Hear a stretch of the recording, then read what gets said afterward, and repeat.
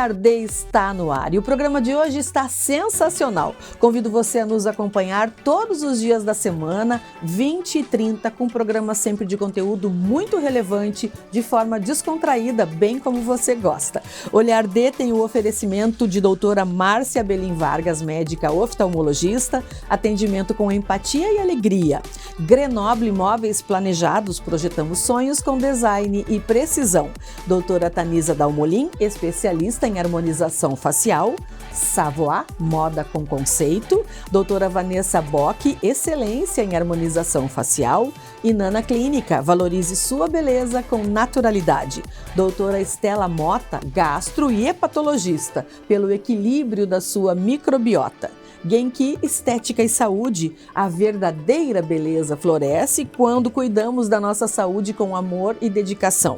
Doutora Ana Paula Rezende, médica ginecologista, reposição hormonal segura e ética. Aline Gomes, fisioterapeuta e psicomotricista, atendimento especializado no desenvolvimento infantil. Olhar D está incrível, convido você a nos acompanhar a partir de agora.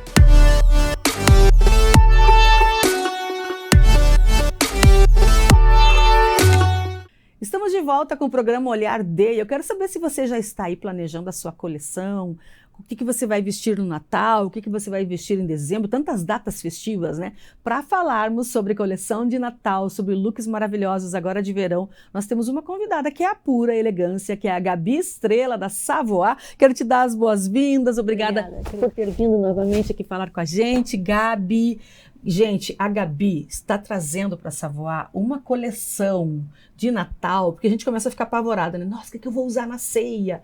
E no dia 25, o que eu uso? O que é legal? O que é tendência? E não é aquela roupa unicamente para aquele evento, né, Gabi? Eu percebo que a Savoy tem muito uma preocupação em moda usável, que não é só para aquele evento, para aquela festa, para aquela saída, mas é aquela moda que a gente vai adaptar para um evento casual, para um evento mais sofisticado, aquela roupa que a gente compra, que a gente olha e pensa em investir numa super peça, estou usando pra caramba. O que temos coleção de Natal Savoy?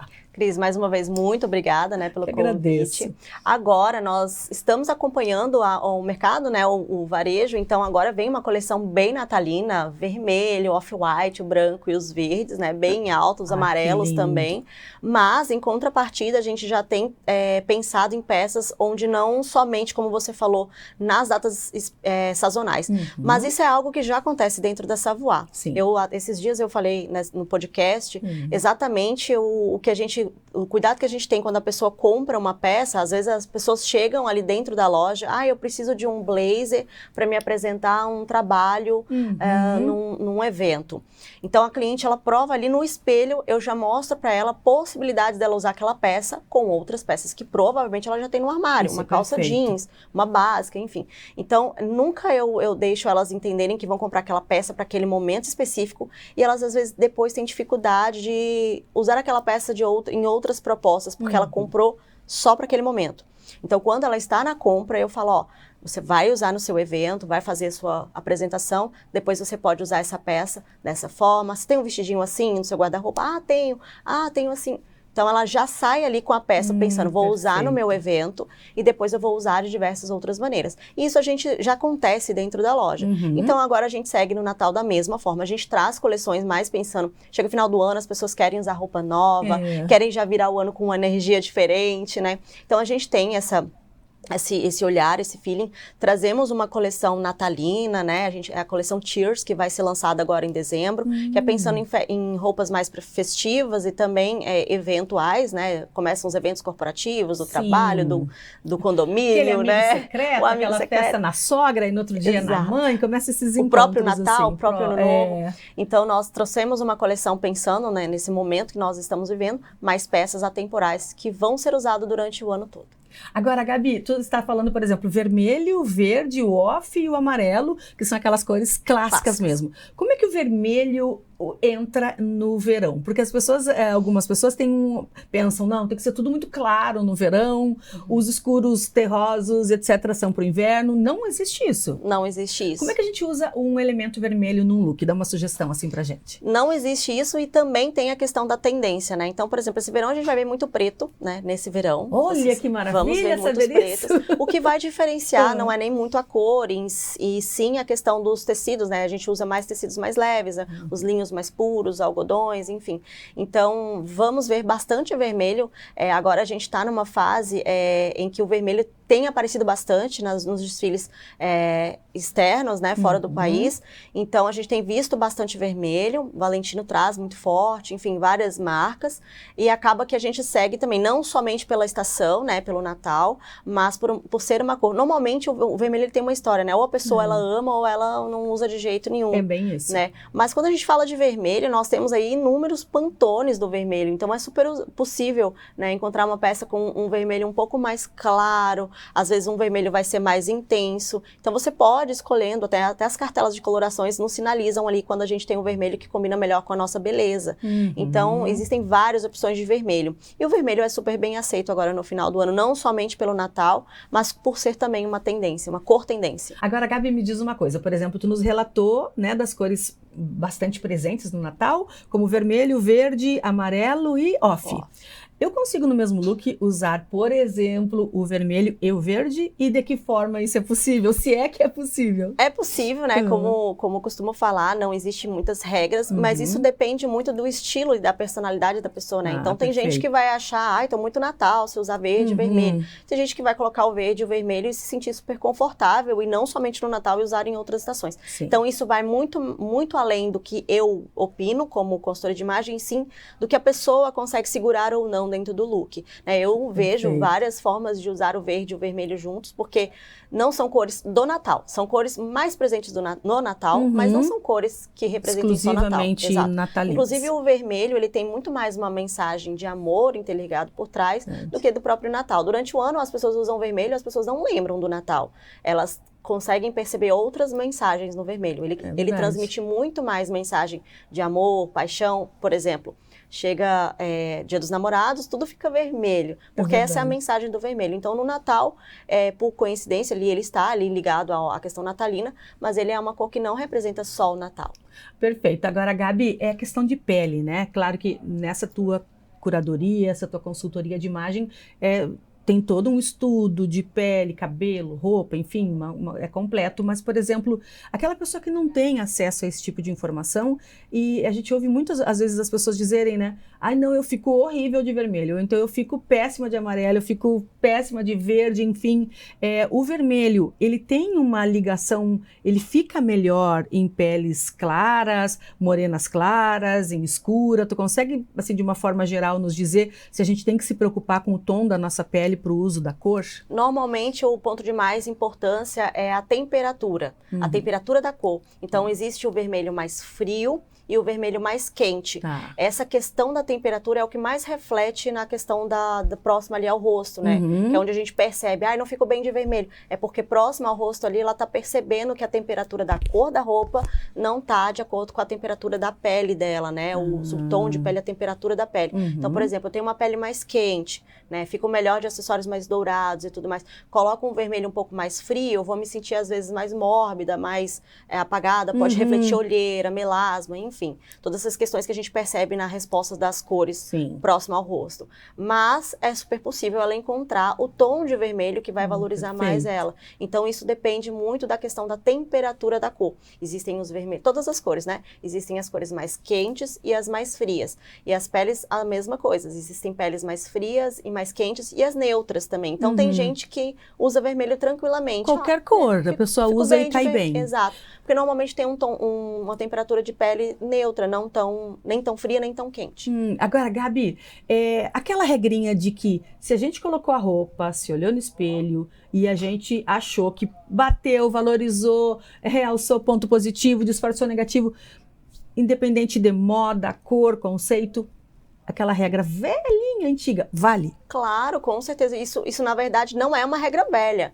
Isso é algo que a gente tem que considerar hoje, principalmente porque na internet são ditadas muitas referências de moda, de imagem, né? E daqui a pouco acabam se tornando fantasias, né? Então, a gente tem que se preocupar com isso. A gente tem primeiro aquilo que faz sentido, que a gente gosta em nós mesmos. E depois a gente vai alinhando com a nossa intenção de mensagem, com o que a gente quer transmitir. Mas primeiro, o de dentro para fora, né? Então, isso é muito importante você comentar, porque hoje, nessa questão digital, nessa questão de mídia, a gente se importa muito de como a gente vai aparecer nos locais. Mas a gente precisa ser primeiro durante o nosso dia a dia, né? Então, tem muita gente que me procura, às vezes, falando assim, Gabi, eu quero ser assim. Tá, mas é possível? Talvez seja possível, mas primeiro vamos ser de verdade e depois apresentar. Perfeito. E quando as mulheres me procuram para apresentar algo que às vezes eu vejo que não está compatível com o que ela é, eu não consigo ajudá-la, né? Porque eu sempre falo, primeiro a gente tem que fazer um trabalho, pessoa, e depois a gente vai externar isso, para que as pessoas possam te conhecer, né? Mas antes, o dentro. Então, primeiro você se sente bem. Se sente bem fazendo combinações de cores análogas, enfim, uma coisa mais criativa, 4 cores, 5 cores no look, ok. Né? Não sente tão bem, então vamos ali. Eu costumo dizer assim, ó, montagem de looks de até 3 cores para você começar e depois, né, para explorar. Pode ousar mais. Não tem limite, o céu é o limite. O céu é o limite. Agora, Gabi, me conta uma coisa, o colete chegou bastante intenso e é uma peça de alfaiataria também, né? Como é que se usa o colete nesse verão?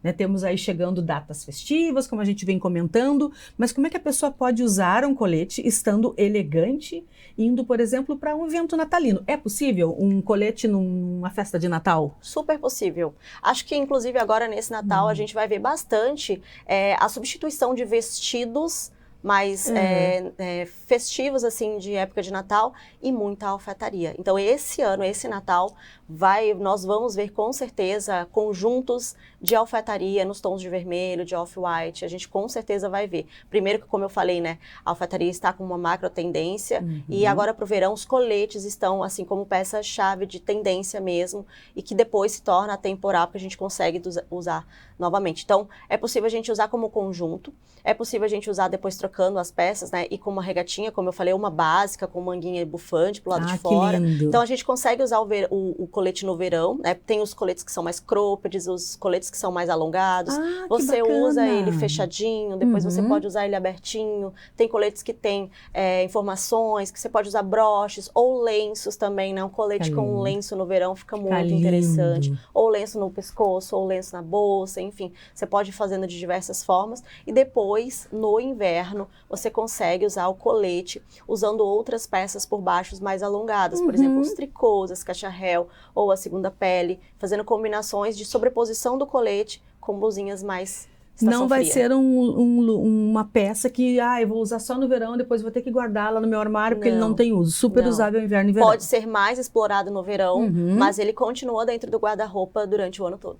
Agora, uma questão que as pessoas perguntam muito acerca do blazer é a questão de, o blazer, se eu uso com um material mais fresquinho no verão, essa peça eu não vou conseguir no inverno. Tem uma mudança de tecido, uma mudança de forro, enfim, que diferencia o blazer do inverno e o blazer do verão? Tem, inclusive é muito importante você falar sobre isso, porque muitas pessoas às vezes olham a parte externa de uma peça, uma alfaiataria, né?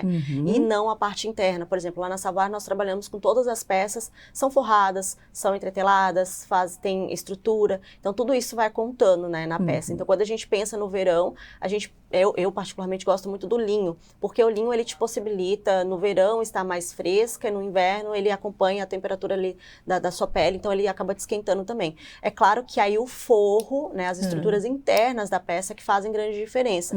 Então, o que acontece? Muitas vezes fazem as confecções dos blazers por fora de linho, mas os forros são sintéticos. Então, não é uma peça 100% linho. Ela acaba tendo ali composições sintéticas. Normalmente, os forros são sintéticos, né? E os forros sintéticos esquentam muito no verão. Então, isso é uma preocupação.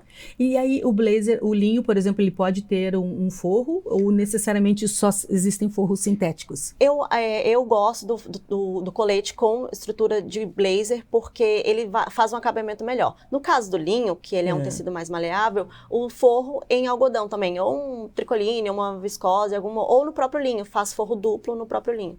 Gente, ó, imagina que coisa mais linda. Agora, Gabi, para nós finalizarmos, que eu adoro que a gente aproveita e traz muitas perguntas, muitas dúvidas para ti, que são em geral, quando a gente conversa com as outras mulheres, são o que se pergunta, blazer favorece mulher gordinha, favorece mulher magra, porque alonga, porque etc. Agora, o colete, que tipo de colete tu indica para aquela mulher mais longilínea, mais magra, para aquela mulher que não é tão magra, que é mais gordinha, o colete cropped e o colete mais longo? O que tu recomenda em termos de colete para as mulheres? Depende também da composição de baixo, da peça de baixo, mas vamos supor, o colete mais alongado, ele vai trazer essa sensação de que a gente está mais longilínea, né? E isso considerando o que vai usar embaixo. Então, por exemplo, o colete alongado vai ficar muito bom com uma pantalona, porque a gente vai ter essa impressão de que como se estivesse puxando um fio pro lado de cima. Perfeito. Então, parece que a gente está tendo uma continuidade. E aí, coloca um bico fino, aí sim a gente está uns centímetros a mais, né? E o colete cropped, ele fica melhor também com as calças mais longas, porque daí se eu uso um colete cropped e uma calça que finaliza no meio da perna, tipo um midi, ou uma calça cropped ou no meio do tornozelo, a gente vai ter alguns recortes. E aí é importante considerar. Agora, o colete cropped com uma pantalona também fica super interessante. Perfeito. Porque a calça é que vai dar esse efeito mais longilíneo. Então, pantalona é uma calça legal porque às vezes a pessoa pensa, mas eu já sou gordinha, se eu colocar uma calça pantalona, vou ficar ainda maior. Não. A pantalona, muita gente tem essa percepção. A pantalona é considerada uma peça que entra aí praticamente em todos os biotipos de corpos. Tanto para pessoa que tem um corpo triângulo invertido, quanto um corpo mais ovalado na parte de baixo, muito bumbum, enfim. Ela é uma calça que ajuda a distribuir o peso visual. Eu estava falando sobre isso exatamente hoje, lá nos stories. Ela é uma calça que te ajuda a equilibrar o seu peso visual. Para quem tem pouco, dá um volume, para quem tem muito, disfarça, porque ela dá uma alinhada na perna. Perfeito, enfim. Partiu pantalona, muita pantalona na vida. Gabi, obrigada, linda, obrigada pelas suas informações tão importantes. Gente, Olhar D volta já, até mais.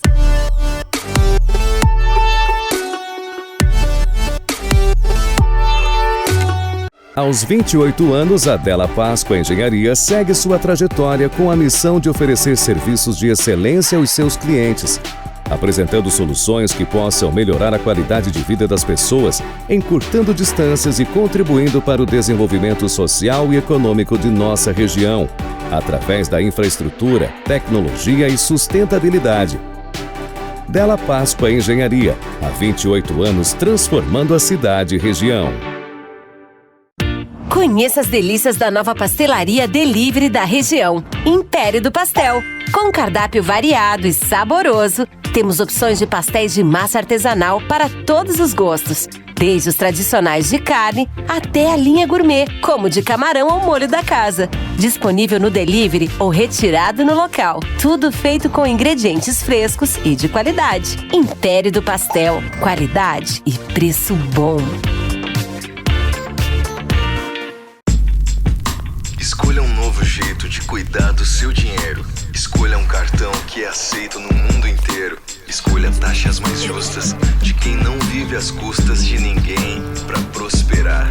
Escolha cooperar. Olha, o futuro se desenhando. Já imaginou todo mundo cooperando? Escolha um futuro melhor para todos. Escolha cooperar. Escolha Unicred. So darling, take my hand, you got to understand, I don't wanna just be friends. Come away with me and live my fantasy, I don't wanna just be friends.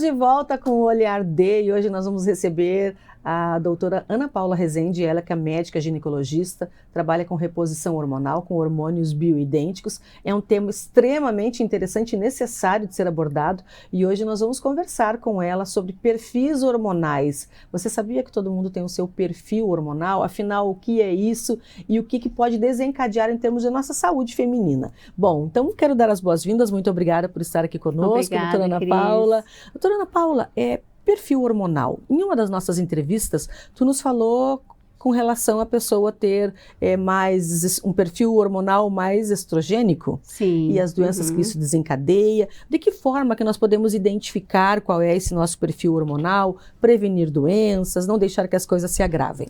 Bom, o que seria o ideal, né? Que seria o ideal a gente ter um equilíbrio, Sim. né? Entre o nosso perfil mais feminino ou mais masculino, né?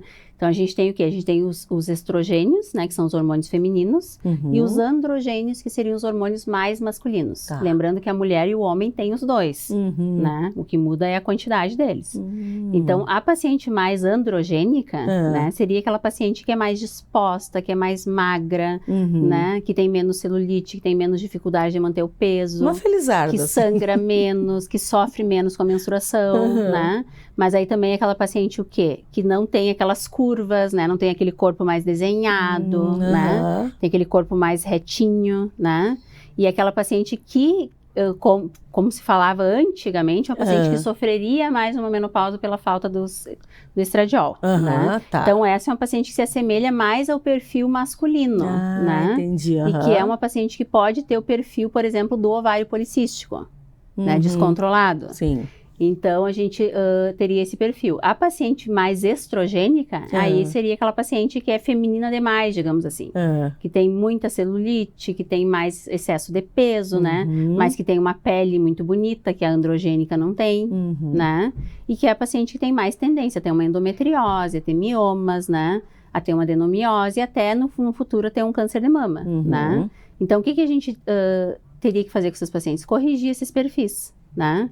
Perfeito. E aí o que a gente vê também, que nesse meio do caminho, às vezes não tem essa correção do perfil, então acaba acontecendo uma endometriose, né? Ou esse perfil é muito, né, abundante e ela acaba tendo cedo demais uma endometriose, né?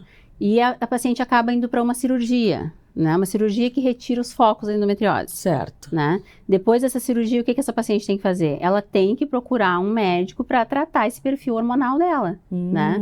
Porque o que a cirurgia fez? Retirou os focos, ela não tratou o perfil dela. A causa daquilo ali. Por isso que a gente fica falando, às vezes, e vendo os colegas falar sobre os focos profundos da endometriose. Que muitas vezes tem focos, inclusive em cirurgia, que não se consegue retirar. Mas com um tratamento hormonal adequado, a gente consegue diminuir esses focos. E a gente consegue manter esses focos pequenos, né? Que a paciente não tenha os sintomas de ter esses focos e consegue manter essa doença controlada, né? Sabe que muitas vezes a mulher tem um relato de eu até retirei útero, ou então tirei os miomas, etc.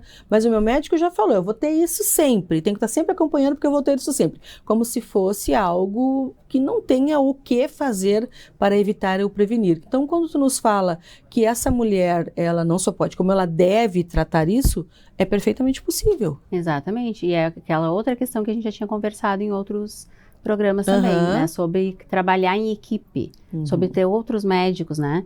Então, a gente tem pacientes que pela gravidade da doença ou por algum ou outro motivo vão precisar de uma cirurgia, né? Às vezes, pacientes que vão precisar retirar útero, pacientes que vão precisar fazer uma cirurgia para retirar focos de endometriose, né? Então, essa paciente, ela pode ser monitorada antes, ser feito um tratamento para diminuir esses focos ou para diminuir esse tamanho do útero, para tornar essa cirurgia mais fácil. E depois, ela precisa continuar em tratamento. Porque, às vezes, vamos dizer que ela retire todos os focos de endometriose, né? Vai demorar algum tempo, ela vai começar a ter aqueles focos novamente se ela não tratar. E aí ela vai começar a fazer cirurgia, fazer outra cirurgia e mais, né? Porque a gente tenta evitar muito, né? Claro. Inclusive porque são cirurgias delicadas, cirurgias tecnicamente difíceis, né?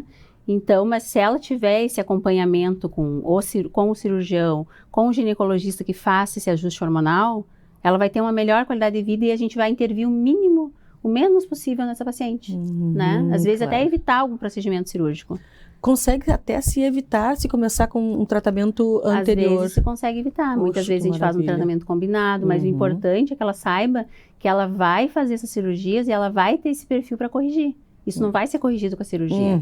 Se tu tirar o útero, tu não vai baixar o estrogênio dessa mulher, né? Se tu tirar o ovário, tu não vai baixar mesmo tirando totalmente. O útero, o ovário... Porque também a gente não tem os hormônios produzidos só no ovário, né? A gente tem nosso tecido adiposo que produz e que a gente desconsidera. A gente tem as suprarrenais. Então, a gente tem outros lugares que a gente produz também, né? Então, não adianta retirada unicamente. Não adianta retirar. E a gente vai ter que fazer um tratamento contínuo com essa paciente, né? Para manter aquilo que ela conseguiu com o procedimento cirúrgico. Né? Então, isso é muito importante. Então, tira o útero, tira focos, tem que continuar em tratamento. Agora, tu fala desse tratamento em parceria, tratamento globalizado.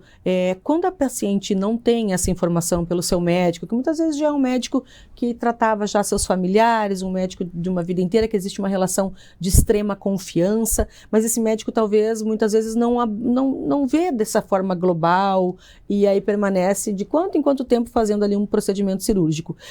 Como tu vê a importância, a necessidade dessa mulher saber que ela pode não precisar, porque o tratamento cirúrgico, o procedimento cirúrgico sempre é invasivo, oferece riscos, muitas vezes é menos investimento financeiro, muito menos sofrimento e exposição a risco, quando ela trata, como qualquer outra doença, né? Nós precisamos tratar sempre o foco, a causa da doença. Exatamente, né? A gente não pode retirar as consequências da doença. Né? Sim, sim. Porque aí, muitas vezes, retirando um útero, a gente está retirando a consequência daquilo ali, mas a gente não está tratando a causa. Né? E aí a gente está fazendo coisas paliativas, né? E para uma mulher tem um significado forte na retirada do útero, na retirada de ovário, muito relacionado com a sua feminilidade também, com a né? sua feminilidade, com a sua sexualidade, exato, né? Exato. Tanto que há um tempo atrás a gente fazia cirurgias que deixavam o colo do útero, né? Eu me lembro que na minha época de residência a gente tinha os profissionais que acreditavam que a gente ou retirava tudo ou deixava o colo para não ter tanta interferência na sexualidade, né? Sim. Porque se tu tira o colo, tu encurta a vagina também, né? Também tem isso. Então, tem várias repercussões esse tipo de cirurgia, né? Repercussões psicológicas para a paciente. Agora, né? antigamente, até em um dos podcasts que nós fizemos, tu fez referência à questão do tempo de vida, que vamos falar especificamente da mulher. Antigamente, a mulher vivia 50, 70 anos. Hoje a gente tem uma mulher indo, de mulheres enxutésimas com 80 anos, né, com autonomia, com vitalidade. Esse pensar na saúde, na vida a longo prazo é um dos fatores que faz com que a medicina tenha passado a ser vista de forma mais global, em qualidade de vida, em permanecer não só sem doença, mas bem? Com certeza, eu penso que com certeza. E a gente tem uma expectativa de vida hoje da mulher de 87, olha né, aí. Hoje, mas a gente já sabe que em pouco tempo você vai chegar a 93, né? Nossa, no sul. Então a gente vai viver até aqui, muito provavelmente, né? A gente vive até ali, então a gente tem que viver bem. E a gente tem pacientes, a gente tem mulheres que a gente vê que vivem muito bem. Sim, né? sim. A gente tem a própria esposa do Dr. Elcimar, que é viva, que tem mais de 80 anos, que todos os cursos ou congressos que a gente vai de implantes, ela sempre está presente. Ah, que né? bacana. Que é uma mulher elegante, uma mulher bonita, uma mulher com uma vitalidade incrível e que a vida inteira fez a sua reposição hormonal, né? Então, né, tá vivendo muito bem, tá com a sua cognição muito boa. Né? Autonomia. A gente tem pacientes assim no consultório, né? Pacientes que estão vivendo muito bem, que é o nosso objetivo, ter qualidade de vida. Agora, essa mulher que passava lá, muitas vezes já faz esse tratamento com um médico tradicional, da sua família, enfim, da sua confiança, mas que ela começa a ter acesso a esse conhecimento de que ela está só tratando ali da consequência e não tratando da causa. Qual a orientação que tu daria para essa mulher? Digamos que ela tem aí 60 anos, 70 anos, 50, e ela pense... Para que eu vou mexer? Já estou fazendo isso mesmo. Até já me conformei. A cada 5 anos, por exemplo, eu vou lá e faço a minha cirurgia. Eu não vou mexer com isso porque não vale a pena. O que tu diria para essa mulher? Eu diria que ela tem que procurar uma outra opinião, que ela converse, inclusive, com o médico dela, porque eu acho que tem profissionais muito abertos a isso. A gente vê aqui na cidade, né, vê em outros lugares, porque tudo são coisas que a gente... a medicina não é uma coisa estática, né? E a gente tem cada vez aprendido mais e visto mais sobre isso. né? E essa questão do perfil hormonal, por exemplo, né? E de um tratamento de manutenção depois de uma cirurgia. Era uma coisa que na minha faculdade eu não estudava, né? A gente não falava sobre isso, a gente falava sobre fazer uma cirurgia e resolver, né? Mas se a gente pensar sobre isso, a gente vai ver que a cirurgia não resolve, né? Então, essa paciente, ela tem que se dar conta disso, ela tem que procurar um outro profissional, conversar com o médico dela, porque a gente faz tudo multidisciplinar, né? E com outras especialidades e com a mesma especialidade, inclusive. Eu tenho colegas de gineco que me mandam pacientes para reposição, né? E continuam acompanhando e fazendo as rotinas, né? E às vezes eu auxilio no tratamento de uma adenomiose, alguma coisa, e ela volta com o médico e segue o acompanhamento normal com o seu ginecologista. Né? Então, a gente está disposto sempre a ajudar e a contribuir. Claro. Né? Eu acho que os outros colegas também. A gente quer o quê? A gente quer o bem-estar da paciente.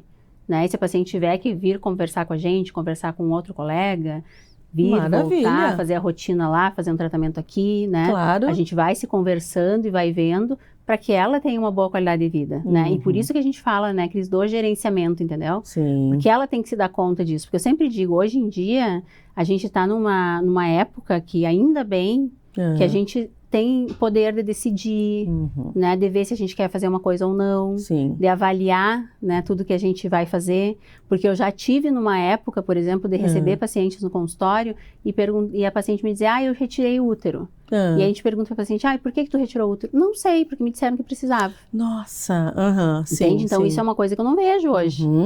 Né? Felizmente. Ninguém vai, uma paciente não vai para uma cirurgia porque o médico diz que precisa. E o médico também não faz isso hoje em dia, entende? Ele explica por quê, né? A paciente vai mesmo assim pensar e decidir se ela quer fazer aquilo, né? Claro. Então a gente vai auxiliar nesse processo todo. E aí se tiver que ter um ginecologista para rotina, um ginecologista para fazer a cirurgia, outro para fazer uma reposição hormonal e acompanhar depois... Ótimo. Né? Se precisar, a gente vai estar ali para isso. Essa apropriação da sua qualidade de vida e da sua saúde é fundamental também, porque não é só aquela intervenção do médico, seja um procedimento, seja cirúrgico, seja uma reposição hormonal, seja qual for, quase que 50%, não sei se é essa estatística. Até mais, é a própria pessoa na condução do seu dia a dia, Exatamente. A gente está ali, às vezes, para dar aquele norte, para dar o start, para ela pensar sobre isso. Né? Sim. Mas ela precisa que fazer vai, a parte dela. Mas ela que vai decidir, ela que vai buscar. Se ela precisar, a gente vai também assessorar em tudo isso, né? Mas ela que tem que ver a necessidade, né? E notar que aquilo está melhorando a qualidade de vida, né? Que aí era aquilo que a gente já falava em outras vezes. Que às vezes a gente tinha meio que um checklist para fazer uma reposição hormonal, né? Exercício físico, dieta adequada, isso, aquilo, aquele outro. Então, tudo aquilo ali. Aí tava tudo ok, ótimo. Agora eu vou fazer uma reposição hormonal nessa paciente. Mas e como que ela vai ter condições de fazer tudo isso? Exato. Então, às vezes eu prefiro fazer a reposição, sabe? E ajudar ela a buscar toda essa outra lista ali que ela precisa. Porque ela vai estar forte, porque ela vai preparada, estar sem forte, dor, ela vai estar bem, ela vai estar disposta, e ela vai conseguir fazer o restante, né? E aí ela vai gerenciar isso. Faz uma diferença, tu percebeu no dia a dia do consultório esse o que vem primeiro? Exatamente, faz uma diferença. E aí tem lugares, né, que a gente vai em cursos e tudo mais, tem lugares que as pacientes vêm prontas. Né? Que tem toda a listinha, todo o checklist, né? São lugares que de repente se fala mais em qualidade de vida, né? Sim. A nossa realidade aqui não é bem essa, né? Aqui no Sul, especificamente? Sim, aqui no Sul, né? Até porque é um assunto que é muito pouco falado ainda, nessa questão de reposição hormonal, né? E as pacientes, elas têm aquela ideia de que vem tratar uma doença, alguma coisa, né? Não vem buscar uma qualidade de vida para não adoecer. Né? Perfeito, que é essa coisa mais da prevenção. Então, a gente tem que mudar essa mentalidade, então a gente vai ter que tratar, a gente vai ter que ir mudando isso com o tempo. Perfeito. Né? E aí a gente tem que discutir, a gente tem que fazer a paciente entender, ela tem que dominar aquilo ali, tem que gerenciar aquilo, claro. E a gente também vai ajudar. Agora, essa condução é muito importante, porque quando a gente fala em gerenciar envelhecimento, qualidade de vida, saúde, às vezes a pessoa sozinha realmente, porque a gente não é bom em todas as áreas, né? Cada um tem a sua. Então, quando a gente tem contigo essa conversa do esse caminho, é esse profissional para essa área, é esse profissional para esse sintoma, vai fazer uma diferença às vezes absurda. E isso, Cris, não é nem, por exemplo, a paciente no climatério, na menopausa, na reposição hormonal, né? Eu sempre digo que as minhas pacientes que acompanham comigo, com 30 ou 35 anos no máximo, né? Eu pelo menos faço uns exames bem feitos, faço uma densitometria, né? E mostro para elas como tudo tá, né? Ó, como tu está agora? Tu tá assim. TV, né? Aqui. Os teus exames estão assim, o teu risco cardiovascular é mais ou menos esse, porque daí, claro, se precisar eu vou chamar o cardiologista também, né? O teu peso tá dessa maneira, tu tem isso de massa magra, né? Então eu digo, ó, agora tu está assim, como que tu quer estar com 60 anos, né?